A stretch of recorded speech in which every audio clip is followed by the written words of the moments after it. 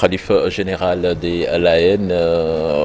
Comment c'est arrivé, à quel moment, et en ce moment même, vous êtes en train de l'inhumer?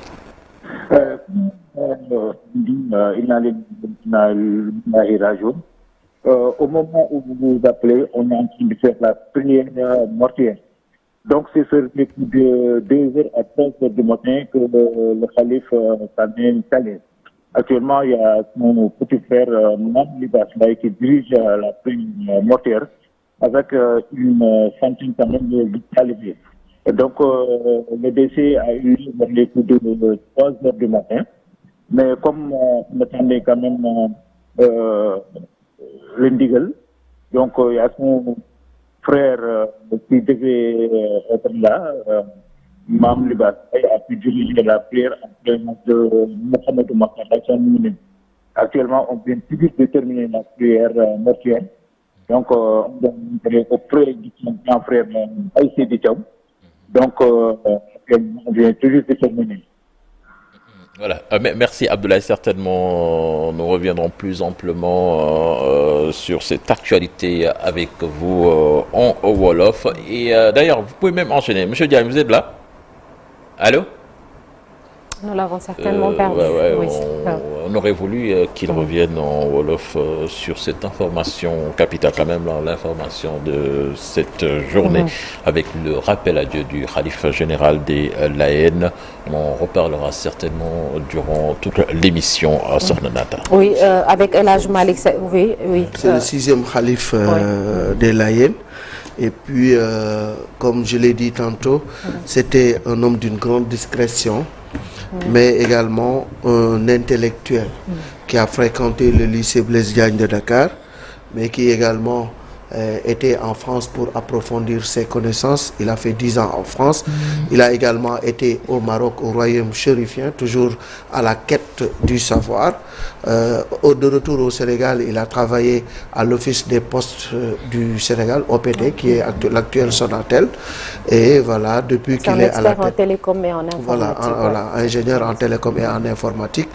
Donc, il a dirigé avec beaucoup de discrétion la communauté layène, mais également c'était quelqu'un qu'on connaissait comme étant un érudit de l'islam, un digne successeur de Seydina Thiaw Laye. Et aujourd'hui, voilà, il est parti après avoir été pendant très longtemps alité, mais malgré sa maladie, il a continué à œuvrer et à mettre tout en exergue pour que la communauté layène continue de rayonner. Et vraiment, c'est une triste nouvelle. Et on demande à Allah, le Tout-Puissant, le Clément, le Miséricordieux, de l'accueillir au paradis. Et encore une fois, toutes nos condoléances à la communauté layène du Sénégal. Oui, merci El Hadj Malick. Il a passé moins de 4 ans à la tête de la communauté layène. Il a succédé à Serigne Abdoulaye Thiaw Laye en 2021. On en reparle tout à l'heure donc avec d'autres témoignages certainement. Alors l'actualité, Cheikh Tidiane Diaw, c'est aussi la police nationale, le ministre de l'Intérieur qui a décidé de mettre fin aux fonctions de 312 éléments du groupement mobile d'intervention. Le ministre de l'Intérieur et de la Sécurité publique Sornanata a acté la libération de la première cohorte des policiers adjoints volontaires de la 7e génération. Cette décision a été notifiée au directeur par intérim du GMI de Dakar, chargé de prendre toutes les mesures pour en assurer à l'application conformément à la procédure en vigueur. Sit-in hier des travailleurs du CIMAF, Ciment de l'Afrique, usine implantée à Pout, pour dénoncer les 52 travailleurs licenciés. La direction de l'usine sort de sa réserve pour apporter des éclairages.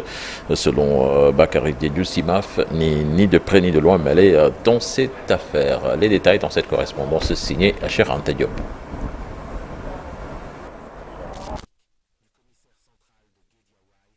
certainement, nous y reviendrons tout à l'heure. L'opposition parlementaire face à la presse cet après-midi. Face à la presse cet après-midi, il s'agit des députés de Takoualo et des députés non inscrits. L'ordre du jour n'a pas été dévoilé. Cette conférence de presse intervient après l'adoption à l'Assemblée nationale d'une loi d'interprétation de l'amnistie et aussi à la veille du passage du Premier ministre Ousmane Sonko à l'Assemblée nationale pour des questions d'actualité. Puis retenez également M. Ousmane Baro qui a été nommé chef de cabinet du président de la République. Il succède à M. Pape Made Ndour qui avait été limogé. C'était le 28 février dernier.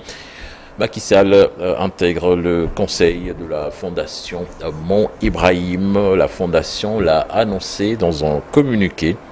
Le conseil de la fondation Mont Ibrahim, rappelons-le, joue un rôle clé dans la définition des stratégies et des activités de l'organisation.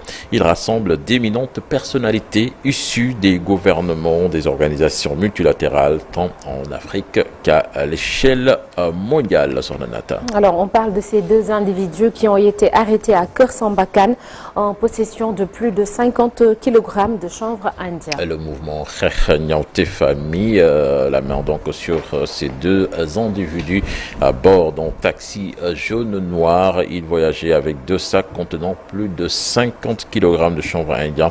Les contrebandiers ont été placés entre les mains des éléments du commandant Mbaye Cissé, brigade de proximité de Baba Garage.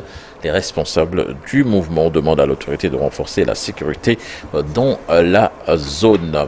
Retenez également que la brigade territoriale de Saraya vient de procéder hier au démantèlement d'un site d'orpaillage clandestin situé en brousse entre les villages de Médina, Moussala et Kolia dans la commune de Bambou, département de Saraya. Un lot important de matériel a été saisi par les gendarmes. Nous parlons sport à présent avec le Sénégal qui va affronter la Côte d'Ivoire sans appréhension ce vendredi en quart de finale de la CAN des U17. Les Lionceaux vont même dicter le jeu selon leur sélectionneur qui promet de ne pas changer sa façon de jouer, même si l'attaque montre des signes de fébrilité. Un sujet signé Chersadi Boudiara. Deuxième du groupe C avec 2 victoires et 1 nul, le Sénégal va rencontrer en quart de finale la Côte d'Ivoire, première du groupe D. Un adversaire loin d'être craint. On cherche à jouer, quel que soit l'adversaire. On est dans le jeu. Ce qu'on apprend à nos jeunes, c'est comment faire pour progresser avec le ballon, comment faire pour aller vers l'avant. Maintenant, peut-être que ce qu'on n'a pas bien appris à nos jeux, c'est comment faire pour finir les actions. On n'a pas de fixation, on ne craint personne.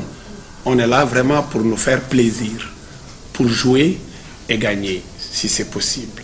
On peut jouer aussi et ne pas gagner. Mais on ne se fait pas de fixation. Il n'y a pas un pays qu'on craint. On ne craint personne dans cette compétition. Ça, vous pouvez me croire. Moi, d'ailleurs, c'est ce que je transfère aux jeunes. Attendez-vous à un match ouvert où nous allons les acculer, essayer de les gagner. S'imposer passe par marquer des buts, une condition à améliorer pour les Lionceaux. Tous les entraîneurs, même les grands entraîneurs qui sont dans les grandes équipes, ils payent beaucoup d'argent pour acheter des attaquants. Par contre, on peut travailler la défense. Donc l'attaque, ça dépend de la poche des présidents de club. Mais puisque c'est en phase de formation, donc nous continuons à les travailler. Nous ne sommes pas vraiment déçus. Jusqu'à présent, nous on fait des clean sheets. 3 matchs, 0 but encaissé.